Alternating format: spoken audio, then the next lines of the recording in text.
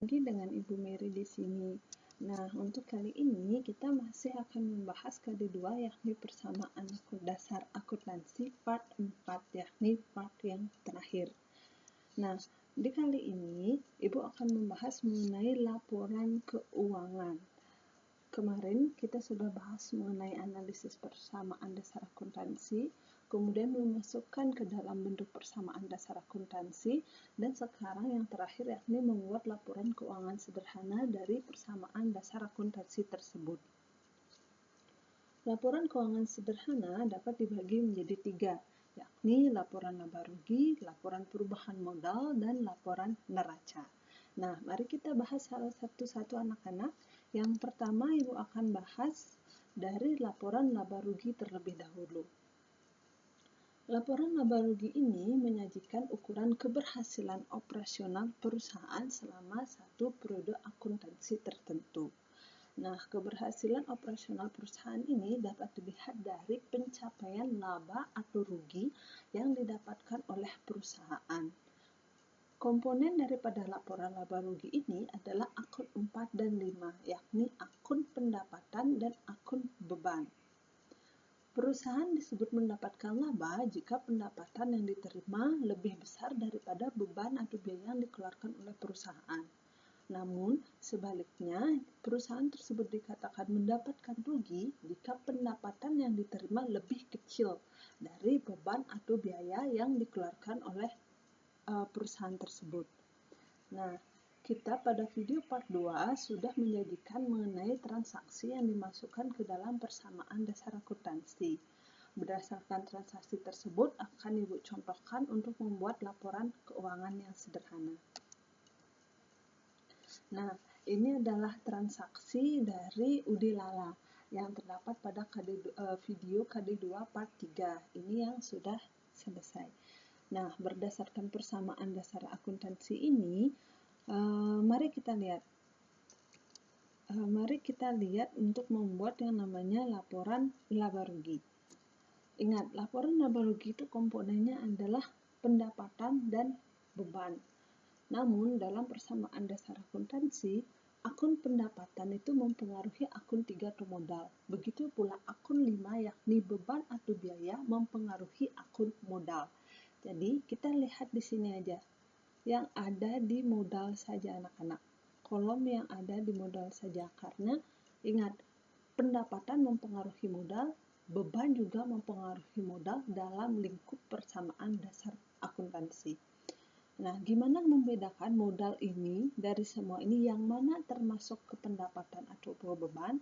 Kita lihat dari keterangannya. Mana keterangan dari transaksi yang merupakan atau yang mempengaruhi pendapatan dan mana keterangan dari transaksi yang mempengaruhi beban atau biaya perusahaan. Kita lihat. Ini modal awal pasti tidak, pembayaran ruko bukan, beli. Nah, ini tanggal 15. Tanggal 15 ada transaksi yang mempengaruhi pendapatan usaha, yakni penerimaan jasa pendapatan secara tunai karena dia mempengaruhi kas. Maka kita sudah dapat satu, terjadinya pendapatan usaha pada tanggal 15 bulan 3.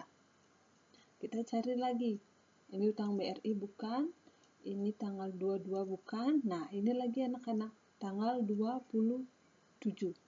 27 adalah komponennya pendapatan usaha, yakni sebesar 8 juta. Kita sudah 2 dapat, satu di tanggal 15 bulan 3 untuk pendapatan usaha, dan satu lagi tanggal 27 bulan 3 merupakan komponen daripada pendapatan usaha. Ingat, kita lihat dari keterangannya. Kemudian prive bukan akun 4 maupun 5. Kemudian tanggal 31, ini pembayaran biaya gaji karyawan. Maka biaya gaji atau beban gaji ini masuk ke akun 5. Maka untuk tanggal 31, dia juga termasuk ke komponen laporan laba rugi. Ini akun 5. Nah, dari Udi Lala ini, maka komponen untuk laporan laba rugi dapat kita peroleh yakni pada tanggal 15 bulan 3 untuk pendapatan usaha, tanggal 27 bulan 3, yakni pendapatan usaha juga akun 4, serta tanggal 31 bulan 3 dengan komponen biaya gaji karyawan. Nah, karena kita sudah menemukan komponen-komponen laba rugi, maka kita akan membuat yang namanya laporan laba rugi. Untuk laporan laba ruginya, anak-anak dapat Ibu sampaikan seperti ini. Ingat, harus ada KOP. Setiap laporan akuntansi harus ada KOP. Nah, ini salon lala. Laporan laba rugi sesuai dengan jenis laporan yang kalian buat. Periodenya 31 Maret 2020, yakni akhir periode akuntansi atau tanggal terakhir dari transaksi akuntansi yang kalian buat. Ingat, pada persamaan dasar periodenya tidak berisi tanggal. Namun, dalam laporan keuangan, setiap periodenya harus berisi tanggal. Karena laporan keuangan akan dibuat setelah transaksi berjalan selama periode tertentu atau dibuat di akhir periode akuntansi tertentu, sehingga pasti berisi tanggal. Nah, ini yang Ibu bilang tadi, komponen pendapatan usahanya yakni tanggal 15 dan tanggal 27, yakni sebesar 18 juta, penambahan dari tanggal 15 10 juta dan tanggal 27 sebanyak 8 juta. Jadi total pendapatan adalah sebesar 18. Kemudian beban gaji karyawan. Beban gaji karyawan yang tadi tanggal 31 bulan 3. Beban gaji karyawan sebanyak 3 juta. Nah, kita kurangkan sekarang total pendapatan usaha dikurangi dengan total beban. 18 dikurangi 3 sama dengan 15 juta. Ingat anak-anak, tanda kurung ini artinya mengurangi. Jadi kalian tidak perlu lagi membuat tanda kurang di sini. Sudah tanda kurung. Jika kalian membuat tanda kurang di samping, jangan lagi buat tanda kurung. Pilih salah satu saja, jangan keduanya. Oke, Ibu balik lagi.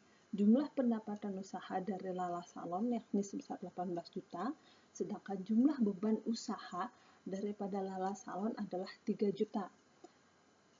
Maka diperolehlah laba usaha sebesar 15 juta.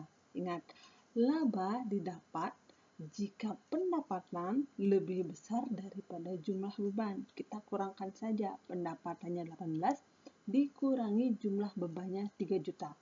Maka hasilnya adalah laba usaha sebesar 15 juta. Seperti itu anak-anak. Nah, jika rugi, maka misalnya jumlah pendapatannya hanya di sini 1 juta. Kemudian bebannya 3 juta, di sini kan minus. Nah, minus inilah yang namanya rugi usaha, tapi jangan ditulis minus nanti kalau rugi. Kata-katanya ini yang diubah menjadi rugi usaha sebesar 2 juta. Itu jika rugi. Tapi dalam Lala Salon ternyata dia mendapatkan yang namanya laba usaha sebesar 15 juta. Nah, jika nanti kalian membuat laporan laba rugi, misalnya tanggal 31 ada lagi pendapatan, silahkan tulis di sini. Misalnya tanggal 31 bulan 3 ada lagi pendapatan, silahkan tulis di bawah ini, baru ditotalkan, dan seterusnya. Begitu pula beban gaji. Beban usaha. Misalnya ada beban gaji karyawan, kemudian di sini ada lagi beban iklan. Silahkan tambahkan sesuai dengan transaksi yang kalian buat. Nanti ingat, hasil akhirnya adalah jumlah pendapatan dikurangi jumlah beban. Apakah menghasilkan laba atau rugi usaha. Ya, demikian anak-anak pembahasan daripada yang pertama yakni laporan laba rugi. Nah, sekarang Ibu akan lanjutkan untuk pembahasan yang kedua yakni laporan perubahan modal. Nah, laporan perubahan modal ini menyajikan perubahan modal yang digunakan untuk membiayai kegiatan usaha selama satu periode akuntansi tertentu. Nah, Ibu ambil sama contohnya yaitu dari persamaan dasar Lala Salon yang sudah kita buat pada KD2 part 3. Nah, ini merupakan contoh daripada laporan perubahan modal dari Lala Salam. Ibu wanti-wanti dan ingatkan kembali setiap laporan keuangan harus berisi KOP. Untuk baris pertama yaitu nama perusahaan, baris kedua yakni jenis laporan yang kalian buat, dan baris yang ketiga yakni periode akuntansinya. Ingat, kalau laporan harus berisi tanggal terakhir transaksi terjadi. Itu merupakan akhir dari periode akuntansi. Nah, komponen daripada laporan perubahan modal yang pertama yaitu ada modal awal, yakni yang disetor oleh pemilik ke perusahaan. Kemudian ada komponen laba bersih. Komponen laba bersih ini diambil dari laporan laba rugi. Nah, ini saling keterkaitan anak-anak antara satu laporan laba rugi dengan laporan perubahan modal dengan laporan neraca, ini akan saling berkaitan. Jadi kalian harus buat laporan laba ruginya terlebih dahulu, baru bisa kalian akan membuat laporan perubahan modal dan akan diselesaikan dengan laporan neraca. Jadi ini harus berurut. Ya, Ibu ulang lagi, ini laba bersih diambil dari laporan laba rugi tadi, yakni sebesar 15 juta. Kemudian ada komponen daripada laporan perubahan modal yang ketiga, yakni prive atau pengambilan pemilik pribadi ke uang perusahaan. Nah, prive ini tergantung anak-anak apakah terjadi dalam transaksi yang kalian buat ataukah tidak. Jadi ini opsional, bisa ada maupun bisa tidak. Ini bisa laba ataupun bisa rugi, tergantung dari transaksi yang akan kalian buat. Nah, Ibu akan mulai bahas dari yang pertama, yakni komponen yang pertama modal awal sebesar 55 juta. Nah, nominal ini dapat kalian lihat dari sini, dari persamaan dasar di kolom keterangan. Disebutkan bahwa tanggal 1 bulan 3 telah terjadi modal awal, telah disetorkan modal awal sebesar 55 juta. Kita lihat di kolom modalnya dan di keterangannya yang menerangkan terjadinya atau disetorkannya modal awal. Kita lihat di sini untuk modal awal pada laporan perubahan modal, yakni sebesar 55 juta pada tanggal 1 bulan 3. Ini sebesar 55 juta pada tanggal 1 bulan 3. Laba bersih, kita lihat, ingat, laba bersih ataukah rugi bersih, kita lihat ini dari laporan laba rugi. Kemudian komponen prive kita lihat dari persamaan dasar akuntansinya. Coba kita lihat. Apakah di sini di keterangannya ada menerangkan bahwa telah terjadi transaksi prive atau pengambilan pribadi pemilik? Kita lihat. Prive. Nah, ada, yakni pada tanggal 28 bulan 3 terjadi transaksi yakni prive. Ingat, tanda kurungnya diabaikan saja karena dia akan otomatis mengurangi. Terjadi prive pada tanggal 28 bulan 3 yakni sebesar 500.000. Ingat, prive itu akan mengurangi laba sehingga dia akan ada tanda kurung. Nah, terjadilah penambahan modal. Penambahan modal sebesar 4.500.000 ini didapat dari laba bersih dikurangi prive. Ingat, prive mengurangi modal atau mengurangi laba. Maka 15 juta dikurangi 500.000, terjadilah penambahan modal sebesar 4.500.000. Dan akhirnya ditetapkanlah atau dihitunglah modal akhir yang didapat dari modal awal yakni 55 juta ditambah penambahan modal sebesar 4.500.000 sehingga modal akhirnya sebesar 69.500.000. Nah, anak-anak, itulah salah satu contoh laporan perubahan modal jika perusahaan tersebut memperoleh laba. Nah, bagaimana jika perusahaan tersebut memperoleh rugi? Nah, jika rugi, maka di sini kita ganti. Misalkan di sini rugi perusahaan sebesar 15 juta. Ingat, laba atau rugi kita lihat dari laporan bukan laporan laba rugi. Rugi usahanya ternyata 15 juta. Ini misalkan nih anak-anak. Kemudian preview-nya ternyata ada juga sebesar 500.000. Maka jika rugi, kalian tambahkan dengan preview. Rugi sebesar 15 juta ditambah dengan preview sebesar 500.000. Tanda kurungnya kalian hilangkan. Jika rugi, maka namanya bukan penambahan modal, tapi pengurangan modal. Ingat, jika rugi, namanya bukan penambahan modal, tapi pengurangan modal. Maka modal akhir didapat dari modal awal dikurangi pengurangan modal. Jadilah modal akhir. Misalnya modal awalnya tetap 55 juta, kemudian ini karena rugi dan ditambah dengan preview, maka terjadi pengurangan modal, maka kalian di sini tanda kurungkan nanti jika rugi sebesar 4.500.000, maka modal akhirnya menjadi 35.500.000.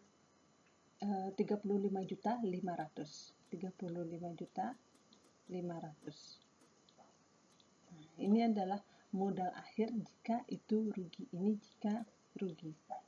Kalau jika laba, sudah benar seperti yang tadi Ibu jelaskan anak-anak.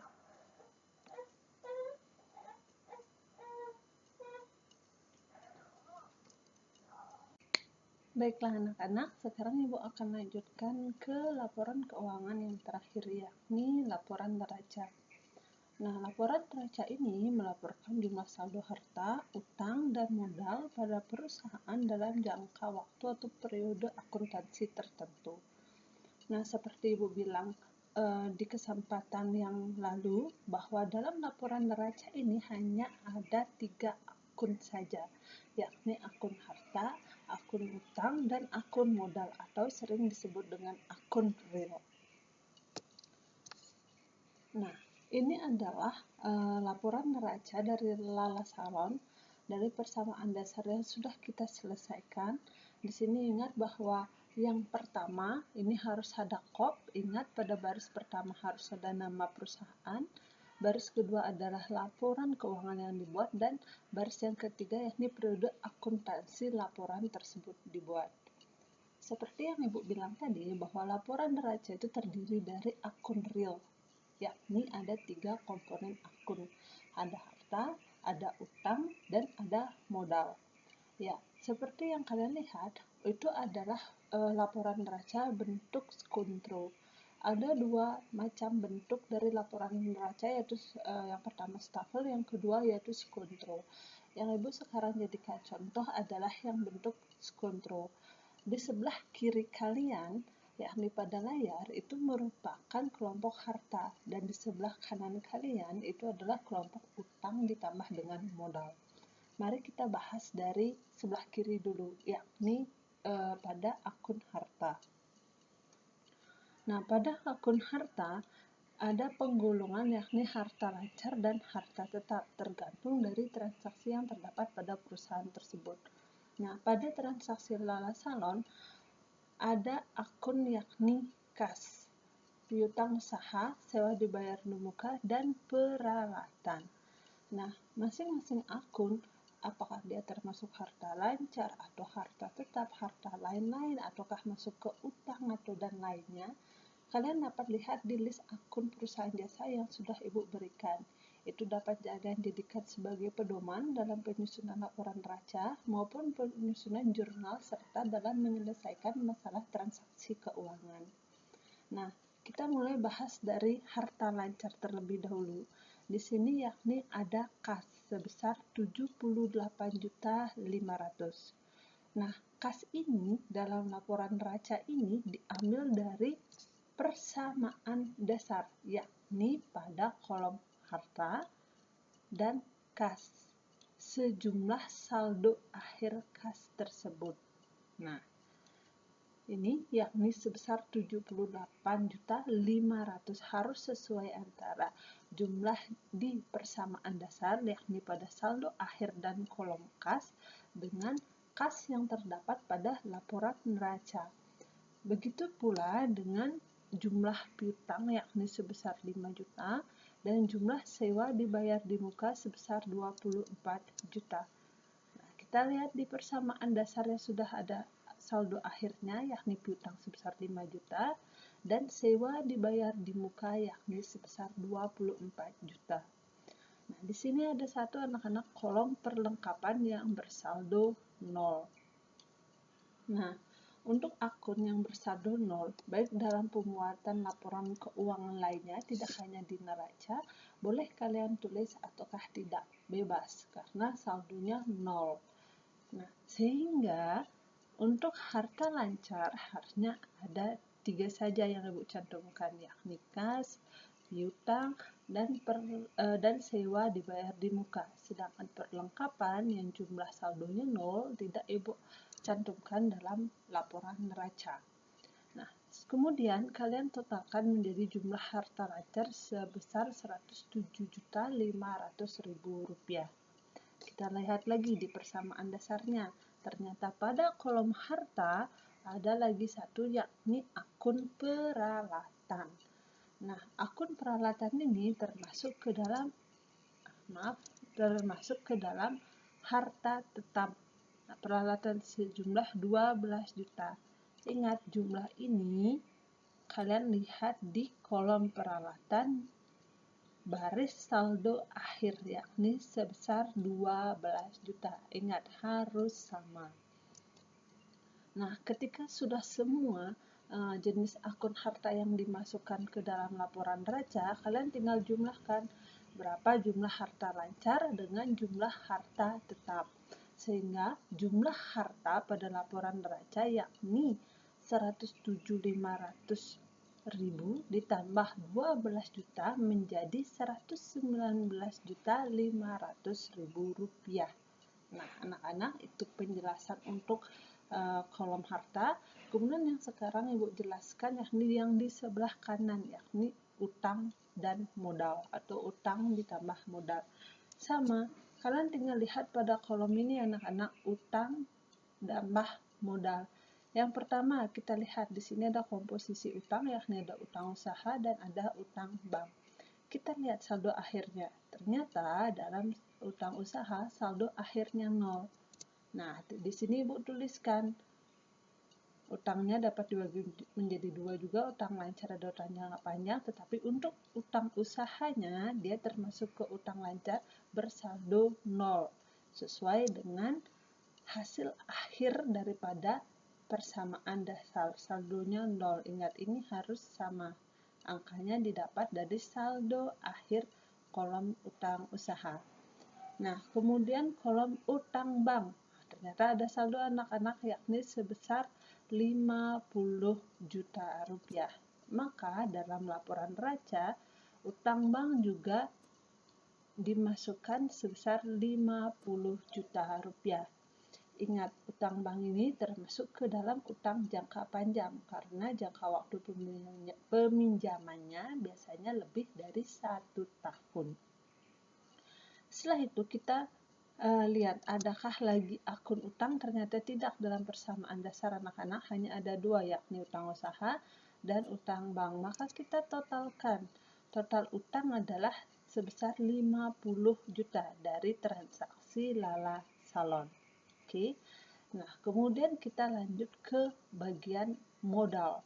Nah, bagian modal ini tidak didapat dari jumlah akhir modal, tidak. Melainkan modal dalam laporan neraca ini yakni sebesar 69.500.000 didapat dari laporan perubahan modal. Nah, kita lihat sekarang laporan perubahan modal. Nah, ini dia anak-anak. Modal yang tercantum pada laporan neraca merupakan modal akhir dari laporan perubahan modal. Ibu ingatkan sekali lagi bahwa komponen modal dalam laporan neraca adalah modal akhir yang terdapat pada laporan perubahan modal. Nah, dalam Lala Salon ini modal akhirnya yakni sebesar 69.500.000. Maka modal akhir inilah yang dicatat dalam laporan neraca sebesar 69.500.000.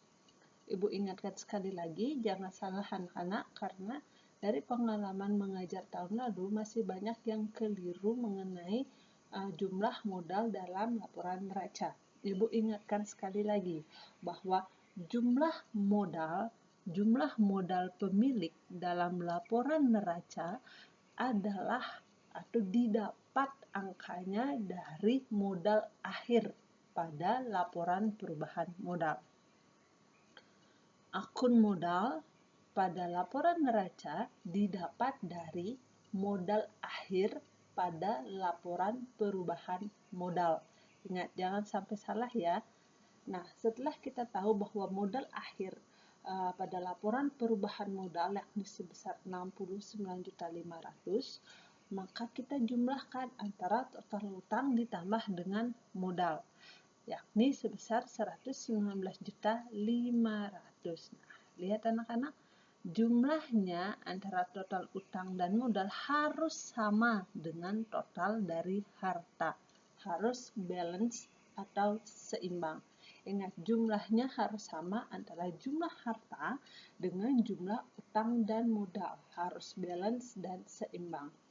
Seandainya tidak seimbang, kalian coba cek lagi, coba hitung lagi dengan kalkulator, mungkin saja salah hitung. Atau yang paling sering terjadi adalah modal pemilik ini tidak sebesar modal akhir pada perubahan modal. Seperti itu anak-anak, kesalahan yang terjadi, yakni tahun lalu beberapa kekeliruan mengenai masalah modal yang terdapat pada laporan neraca. Sehingga Ibu tekankan lagi bahwa modal pada laporan neraca didapat dari modal akhir pada laporan perubahan modal. Dan jumlah harta harus balance atau seimbang dengan jumlah utang dan modal. Nah, demikian anak-anak penjelasan dari Ibu mengenai 3 macam laporan keuangan ini. Nah, untuk sekilas info, Ibu telah membagikan materi di GC yakni mengenai penjelasan perusahaan jasa dan macam-macam bukti transaksi. Nah, di sini Ibu akan mencontohkan aplikasi soal yang menggunakan bukti transaksi sesuai dengan materi yang Ibu share di GC. Nah, misalkan saja 2 transaksi ini anak-anak. Ada transaksi tanggal 3 dan ada transaksi tanggal 4. Misalnya, Ibu mulai dari sekilas info transaksi tanggal 3. Dibeli mesin 14 juta rupiah dengan bukti faktur nomor Y7. Nah, faktur ini digunakan untuk membeli barang atau jasa secara kredit alias masih menyicil alias kalian masih memiliki utang. Oleh karena itu, setiap transaksi yang dibuktikan dengan faktur, maka dia akan mempengaruhi utang usaha. Karena ingat, faktur merupakan bukti transaksi untuk pembelian barang atau jasa secara kredit. Sehingga sesuai dengan analisis tersebut, tanggal 3 bulan 4 tahun 2012, persamaan dasarnya adalah mesin bertambah sesuai dengan apa yang kita beli dan utang usaha bertambah. Kenapa bertambah? Lihat, karena dia menggunakan bukti transaksi berupa faktur. Ingat, faktur digunakan ketika terjadi pembelian barang atau jasa secara kredit atau nyicil atau kalian masih ngutang. Maka timbullah utang usahanya bertambah. Oke, Ibu lanjutkan ke transaksi tanggal 5 bulan 3. Sama transaksinya dibeli mesin seharga 14 juta dengan bukti berupa nota nomor AA1. Nah, beda anak-anak kalau yang di atas tanggal 3 dengan bukti faktur. Kalau tanggal 5 dia dibuktikan dengan transaksi dengan nota nomor AA1. Nah, nota maupun kwitansi digunakan jika kalian membeli barang atau jasa secara tunai. Karena tunai, maka perusahaan mengeluarkan uang atau mengeluarkan kas yang terdapat pada perusahaan. Pengaruhnya dalam persamaan dasar akuntansi sudah pasti, mesinnya bertambah karena kalian di sini membeli mesin dan kasnya berkurang. Ingat, kasnya berkurang, kita lihat dari bukti transaksinya yang berupa nota. Ingat, nota untuk pembelian barang atau jasa secara tunai atau uang perusahaan kalian keluar, sehingga kasnya menjadi berkurang. Nah, itu sekilas info dari Ibu mengenai materi aplikasi bukti transaksi ke dalam transaksi keuangan yang terdapat dalam suatu perusahaan. Nah, seperti biasa anak-anak, setiap pertemuan pasti Ibu memberikan yang namanya evaluasi sehingga Ibu bisa tahu sejauh mana pemahaman kalian.